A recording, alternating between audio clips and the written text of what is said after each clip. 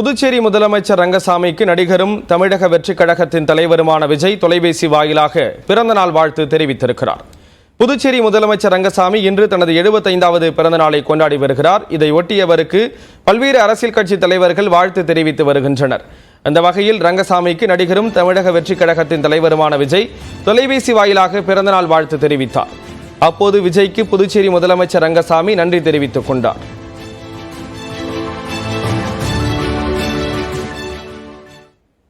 இரண்டாயிரத்து 29ஆம் ஆண்டில் தேசிய ஜனநாயக கூட்டணி மீண்டும் ஆட்சிக்கு வரும் என மத்திய உள்துறை அமைச்சர் அமித்ஷா தெரிவித்திருக்கிறார். சண்டிகரில் பொதுமக்களுக்கு விரைவிலும் உரிய நேரத்திலும் நீதி கிடைக்கும் வகையில் புதிய குற்றவியல் சட்டங்களின் அதிநவீன கட்டமைப்புகளை மத்திய உள்துறை அமைச்சர் அமித்ஷா தொடங்கி வைத்தார். இதேபோல் மணிமஞ்சாரில் ஸ்மார்ட் சிட்டி திட்டத்தின் கீழ் 24 மணி நேரமும் குடிநீர் விநியோக திட்டத்தையும் அமித்ஷா தொடங்கி வைத்தார். பின்னர் நிகழ்ச்சியில் பேசிய அவர், கடைசி 3 மக்களவைத் தேர்தல்களில் காங்கிரஸ் பெற்ற இடங்களை விட பாஜக அதிக இடங்களில் வெற்றி பெற்றிருப்பது அவர்களுக்கு தெரியாது என கூறினார். பாஜக கூட்டணி ஆட்சி இந்த முறையோடு முடியப் போவதில்லை என உறுதிபட தெரிவித்த அமித்ஷா, அடுத்த முறையும் நிச்சயம் ஆட்சி அமைக்கும் என கூறினார்.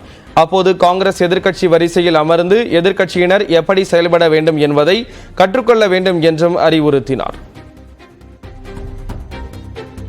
विपक्ष को जो चैं करनी है करने दीजिए, आप चिंता मत करिए।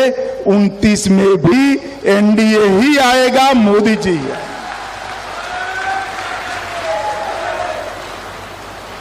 उनको लगता है कि कुछ सफलता मिलने से हम चुनाव जीत गए हैं।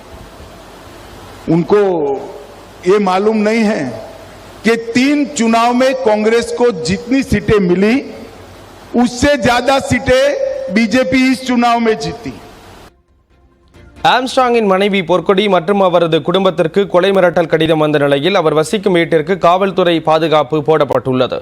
பகுஜன் சமாஜ் கட்சியின் மாநில தலைவர் ஆம்ஸ்ட்ராங் கடந்த மாதம் வெட்டி படுகொலை செய்யப்பட்டார். பெரம்பூரில் உள்ள அடுக்குமாடி குடியிருப்பில் ஆம்ஸ்ட்ராங்கின் மனைவி, குழந்தை மற்றும் குடும்பத்தினர் வசித்து வருகின்றனர். இந்நிலையில் ஆம்ஸ்ட்ராங்கின் குழந்தை உட்பட குடும்பத்தினர் அனைவரையும் கொலை செய்து விடுவதாக சதீஷ் என்ற பெயரில் மிரட்டல் கடிதம் வந்ததாக கூறப்படுகிறது. அந்த மிரட்டல் கடிதத்தில் ஆம்ஸ்ட்ராங் கொலை வழக்கில் கைதான தனது நண்பனை விடுவிக்க வேண்டும் என்று தெரிவிக்கப்பட்டுள்ளது. இல்லை என்றால் 4 வயதான ஆம்ஸ்ட்ராங் மகளை கடத்தி கொலை செய்துவிட்டு குடும்பத்தினர் மீது புகைக்குண்டு வீசி கொலை செய்வோம் என்றும் எச்சரிக்கப்பட்டிருந்தது. இதையடுத்து ஆம்ஸ்ட்ராங்கின் மனைவி மற்றும் குழந்தை வசிக்கும் வீட்டிற்கு காவல்துறை பாதுகாப்பு போடப்பட்டுள்ளது. வெறும் சந்தேகத்தின் பெயரில் படூரைச் சேர்ந்த சதீஷ் என்பவரை பிடித்து செமியம் போலீசார் விசாரணை மேற்கொண்டு வருகிறார்கள்.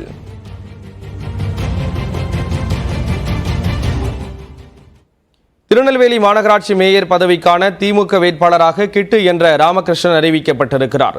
திருநெல்வேலி மாநகராட்சி மேயராக இருந்த சரவணன் கடந்த மாதம் தனது பதவியை ராஜினாமா செய்தார். இந்நிலையில் நாளை மேயருக்கான மறைமுக தேர்தல் நடைபெற உள்ள சூழலில் திமுக வேட்பாளர் தொடர்பான ஆலோசனைக் கூட்டம் திருநெல்வேலி வண்ணாரப்பேட்டையில் உள்ள தனியார் விடுதியில் நடைபெற்றது.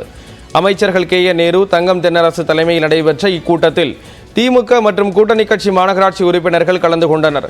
கூட்டத்தின் முடிவில் கிட்டு என்ற ராமகிருஷ்ணன் திமுக வேட்பாளராக அறிவிக்கப்பட்டார். நாளை காலை 10:30 மணிக்கு மேயர் தேர்தல் நடைபெற உள்ள நிலையில் மாநகராட்சியில் உள்ள 55 வார்டுகளில் திமுக மற்றும் கூட்டணி கட்சிகளின் வளம் 51ஆக உள்ளது. எனவே திருநெல்வேலி மேயராக ராமகிருஷ்ணன் தேர்வு செய்யப்படுவார் என்று எதிர்பார்க்கப்படுகிறது. திருநெல்வேலி மேயர் பதவிக்கு திமுக சார்பில் ராமகிருஷ்ணனுக்கு வாய்ப்பு வழங்கப்படும் என்று நியூஸ் 18 தமிழ்நாடு ஏற்கனவே கணித்திருந்தது குறிப்பிடத்தக்கது.